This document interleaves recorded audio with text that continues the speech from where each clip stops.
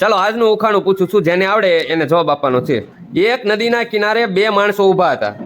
બંનેને નદી પાર કરવી હતી, પણ નદીમાં માત્ર એક જ નાની હોડી હતી, જેમાં એક સમયે માત્ર એક જ માણસ બેસી શકે તેમ હતું. છતાં બંનેએ તે જ હોડીથી નદી પાર કરી લીધી. આ કેવી રીતે શક્ય બન્યું હોય? ચલો સિદ્ધરાજભાઈ. ના, તરીને નથી ગયો, બંને હોડીમાં જ ગયા સામે કાંઠે. ચલો કીર્તિરાજભાઈ. નહીં, તરીને નહીં, હોડીમાં જ એ સામે કાંઠે ગયા. ચલો જાનવીબેન. ના, એક હોડી લઈને સામે કાંઠે જાય તો પછી હોડી પાછી કોણ લાવે? ચલો મૈત્રીબેન.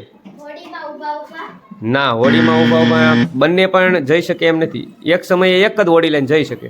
ચલો ભરતભાઈ. બીજી હોડી હતી જ નહીં, એક જ હોડી હતી નદીને કાંઠે. ચલો માનવભાઈ. ના ના, મરેલો નતો, બંને જીવતા જ હતા. ચલો કૃપાલભાઈ.